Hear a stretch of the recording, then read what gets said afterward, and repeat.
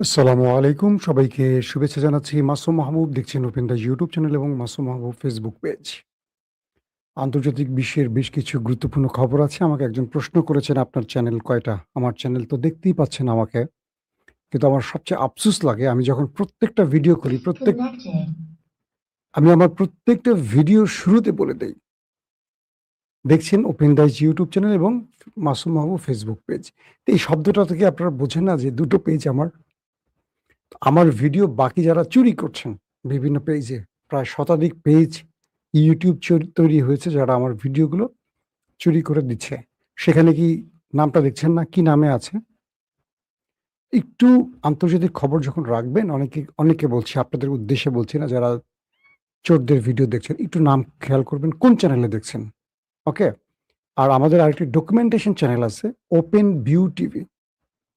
এটাও কিন্তু আমাদের, সেখানে আমরা আ ডকুমেন্টারিগুলো, আন্তর্জাতিক মানের ডকুমেন্টারিগুলো দেখানোর চেষ্টা করি। চলেন আমরা মূল খবরে চলে যাচ্ছি। আজকে আর এই বিষয়ে আলোচনা করতে চাই না। আপনাদের শুধু জাস্ট অবগত করলাম। প্রিয় দর্শক, আজকের মূল শিরোনাম, ইরান নিউক্লিয়ার বানাচ্ছে না বানিয়ে ফেলেছে? তার দুটো তথ্য এসছে নতুন করে। এক, হঠাৎ করে ইন্টারন্যাশনাল অ্যাটমি এনার্জি যিনি চিফ, অর্থাৎ IAEA এর প্রধান রাফায়েল গ্রোসি ইরানে ঢুকতে চাচ্ছেন। ইরান তাকে বলছে, "আসো তুমি, তোমাকে ঢোকাবো।" কোন দিক দিয়ে ঢোকাবো বুঝতে পারছেন তো? হঠাৎ করে এই রাফায়েল গ্রোসি কেন ইরানে ঢুকতে চাচ্ছেন? আমেরিকা ইসরায়েলের খেলাটা কি? ২ নম্বর খবর, চীন পাকিস্তানের হাতে 5th প্রজন্মের যুদ্ধ বিমান দিতে যাচ্ছে। যে খবরে ভারতের ঘুম হারাম হয়ে গেছে। চীন কি খেলাটা খেলতে চায় বাংলাদেশ এবং পাকিস্তানকে নিয়ে? এই দুটো প্রসঙ্গে আজকে ডিটেইল আলোচনা দেব আপনাদের। শুনতে এবং দেখতে পাচ্ছেন আশা করি, না? জি, শামীম ভাই আপনি দেখছেন আমাকে, অন্তরস্থল থেকে ভালোবাসা জানিয়েছেন। আপনার জন্য শুভেচ্ছা শামীম ভাই। মোজাম্বিক থেকে দেখছেন মফিজ ভাই, জি, আপনাকেও ভালোবাসা জানাচ্ছি। তো এখন এই মুহূর্তে দুটো প্রসঙ্গ আমাদের সামনে আসছে। এক, ইরানের ভেতরে যে পরমাণু বিজ্ঞানীরা একের পর এক অর্থাৎ ধারাবাহিক মারা গেলেন, ইরান কাকে সবচেয়ে বেশি সন্দেহ করছে? ইরান বলছে যে আমরা এজন্য IAEA এর যে আন্তর্জাতিক নিউক্লিয়ার বিষয়ক প্রধান মিস্টার রাফায়েল গ্রোসিকে সন্দেহ করা হচ্ছে। বলা হচ্ছে যে আমরা এই ব্যক্তিকে আমাদের প্রত্যেকটি নিউক্লিয়ার সাইট পর্যবেক্ষণের অনুমতি দিয়ে ভুল করেছি। কারণ তিনি আমেরিকা এবং ইসরায়েলের এজেন্ট হয়ে কাজ করছেন।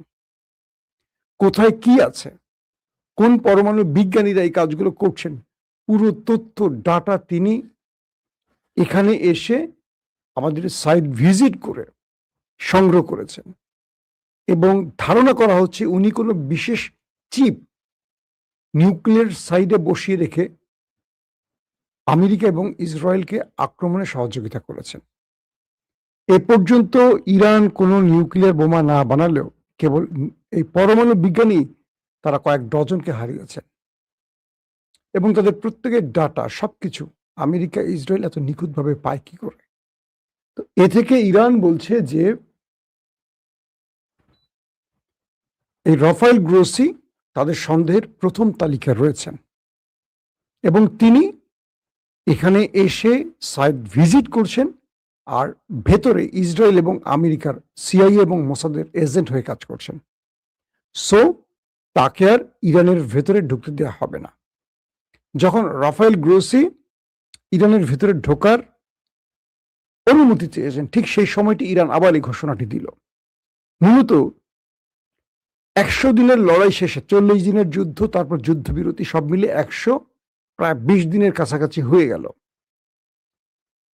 আমেরিকা এখন পর্যন্ত জানছে না, ইসরায়েল এখন পর্যন্ত জানছে না ইরানের সেই নিউক্লিয়ার সাইটগুলোর অবস্থা, কিংবা ইরানের যে পরমাণুগুলো আছে সমৃদ্ধকরণ পরমাণুগুলো আছে এগুলো কোথায় আছে, কি অবস্থায় আছে, যে কারণে আমেরিকা এই বিষয়টি নিয়ে যথেষ্ট টেনশনে আছে।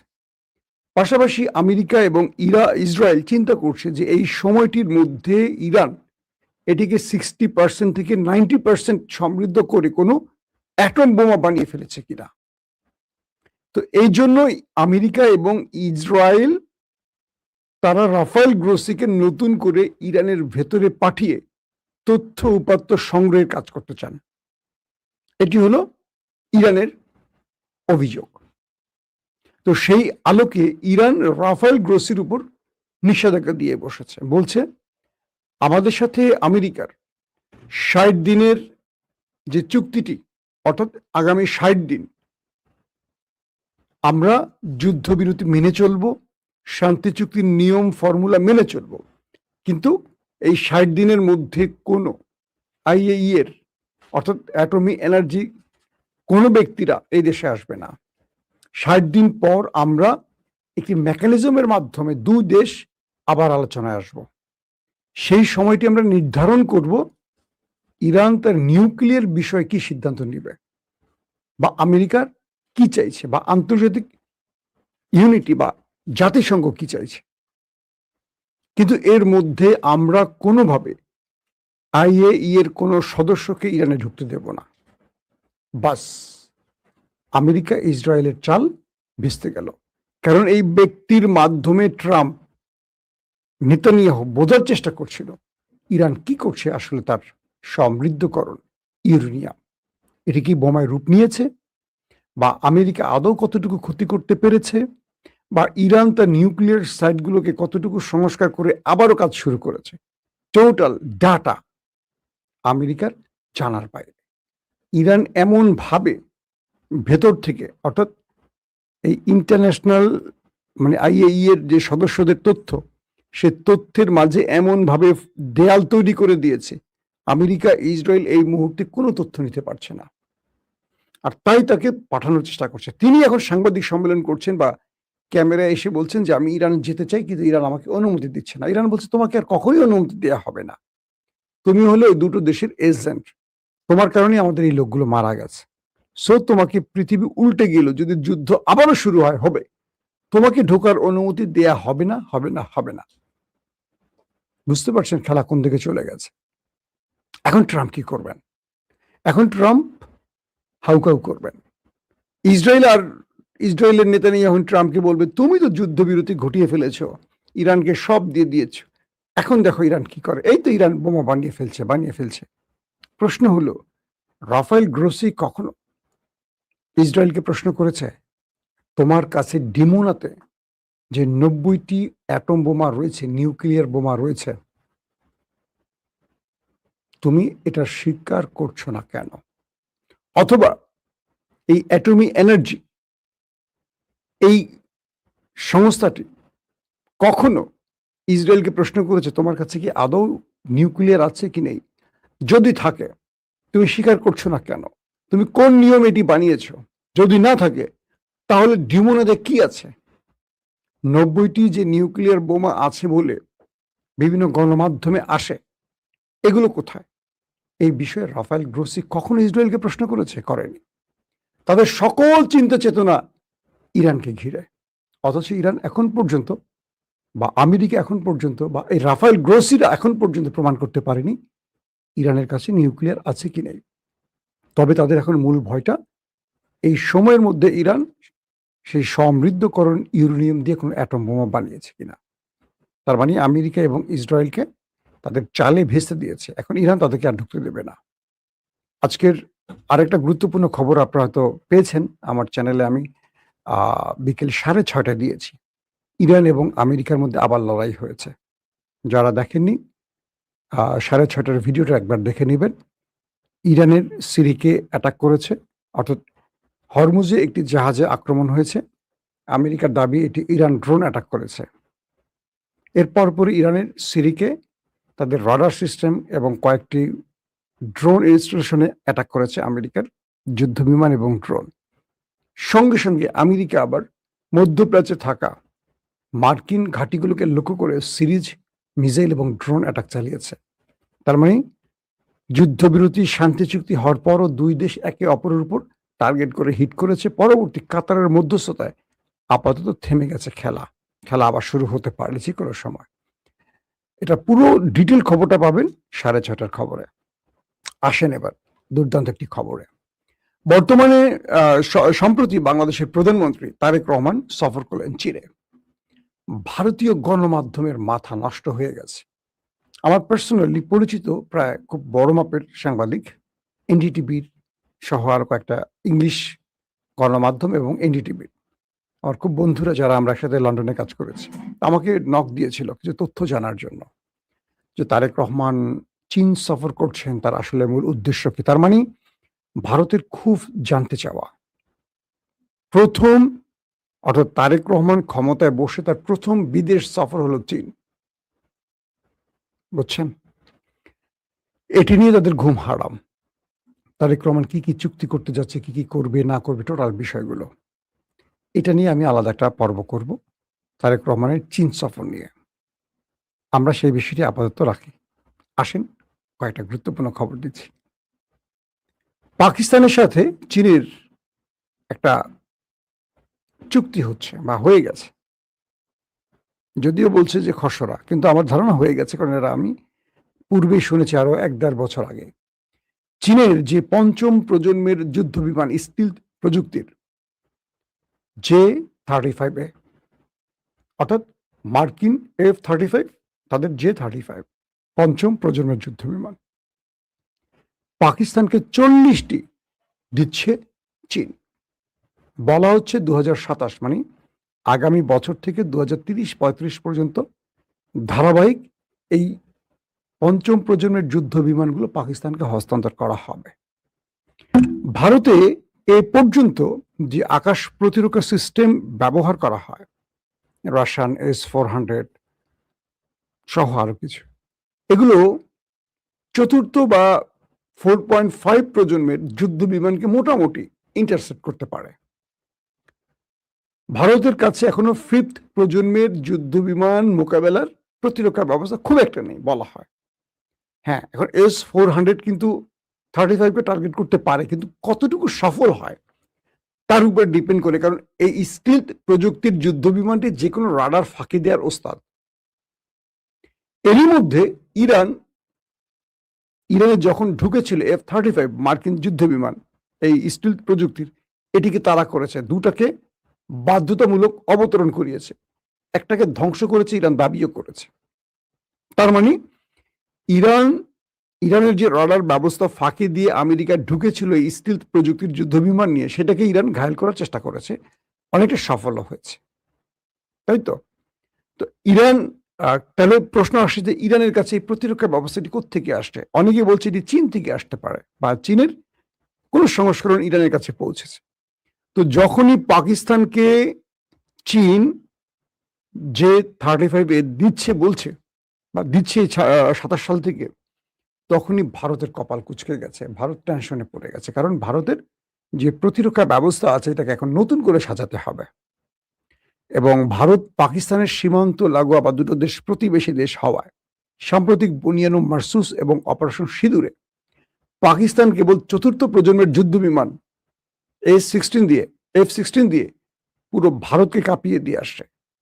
তাদের যে ব্রহ্মস মিসাইল স্টোরেজে হিট করেছে, তাদের শ্রীনগর সহ কয়েকটি গুরুত্বপূর্ণ জায়গায় হিট করে এসছে, এবং বলা হয় কয়েক ঘন্টা ভারতকে অন্ধকার করে দিয়ে আসছিল পাকিস্তান। লাস্টে বাধ্য হয়ে কয়েক শত না কয়েক হাজার ভারতীয় সেনা ওপারে চলে গেছে। পরে আমেরিকার মাধ্যমে নরেন্দ্র মোদী বাধ্য হয়ে সিজফায়ার ঘটিয়েছে। তো সেই পাকিস্তানের হাতে যদি এখন এই স্টিলথ প্রযুক্তি, পৃথিবীতে এই মুহূর্তে যুদ্ধ বিমানের ক্ষেত্রে পঞ্চম প্রজন্মের স্টিলথ প্রযুক্তির আমেরিকার, রাশিয়ান হলো Su-35, আর এদের হলো J-35, ওদের F-35, এই তিনটি দেশের কাছে যে পঞ্চম প্রজন্মে আছে, এই পঞ্চম প্রজন্মের খেলা পাকিস্তানের কাছে পৌঁছে যাওয়া মানে হলো ভারতের জন্য ঘুম হারাম হওয়ার ঘটনা। ভারতকে বিশাল বিশাল অ্যামাউন্ট খরচ করে এখন প্রতিরক্ষা ব্যবস্থা, রাডার সিস্টেমকে আপডেট করতে হবে, এক। 2 নম্বর, ইলেকট্রনিক্স ওয়ারফেয়ারের যে খেলা, সেই খেলা তুরস্ক এবং চীন পাকিস্তানকে যা দিয়েছে সেটা কিন্তু ভারতের কাছে নেই। ভারতের কাছে প্রায় ৫ থেকে ৬০০ ফাইটার জেট আছে মনে করেন। এর মধ্যে সেকেলে, একেলে আগামীকালের কয়েক কালেরই আছে। কিন্তু তাদের কাছে যে সবচেয়ে পাওয়ারফুল রাফায়েল, সেই রাফায়েলকে ৫ টিকে মাটিতে শুইয়ে দিয়েছিল বুনিয়ানু মারসুসে পাকিস্তান। তো সবকিছু মিলে আকাশ যুদ্ধে পাকিস্তান বরাবরই ভারতকে বিট করছে। এর আগে অভিনন্দনকেও শুইয়ে দিয়ে চাখা হয়েছিল, মনে আছে আপনাদের? তো ভারত যতই বলুক তাদের কাছে রাফায়েল আছে, এটা আছে, ওটা আছে, কিন্তু পাকিস্তান তার যুদ্ধ বিমানের খেলায়, আকাশের খেলায় ভারতকে বারবারই টেক্কা দিচ্ছে।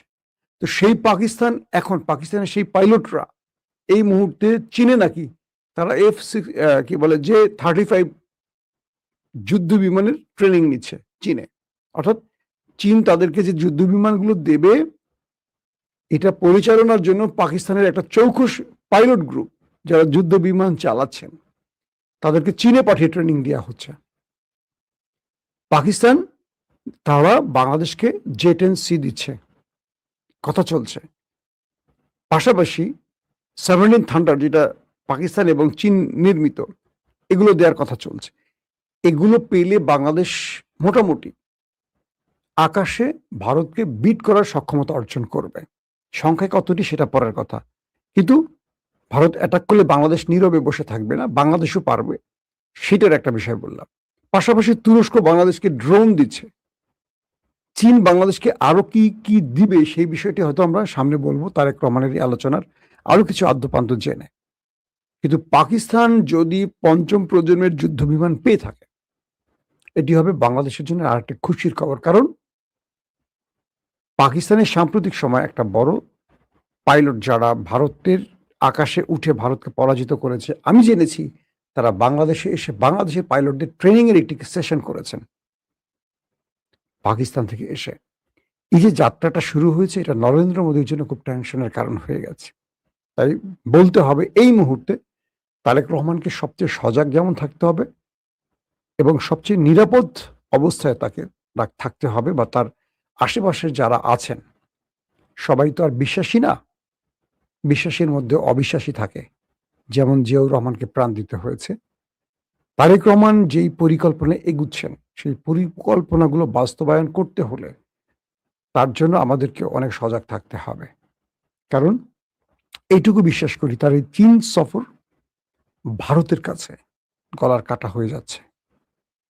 হয়তো অনেক কিছু প্রকাশ্য অপ্রকাশ্য হবে যেটা আমি আপনি জানেন না, জানিও না, মিডিয়াও আসবে না। হয়তো সেই তথ্য কোনো না কোনোভাবে রয়ের হাত ধরে ভারতের কাছে আছে। তো সবকিছু মিলে আমরা একটা বাক্য বলতে পারি, তুরস্ক, চীন, পাকিস্তান যদি আমাদের পাশে থাকে, নরেন্দ্র মোদীর ভারত আমাদের একটা চুল ছিঁড়তে পারবে না। তাই আমাদের কূটনীতিতে প্রতিবেশী ভারতের সাথে বন্ধুত্ব আমরা চাই, তবে তাদের দখলদারিত্ব এটা আমরা মানব না, তাদের খবরদারি আমরা মানব না। আমরা বন্ধুত্ব চাই সমতার ভিত্তিতে। আবারও বলছি, সমতার ভিত্তিতে, ছোট আর বড় ভাই হিসেবে না।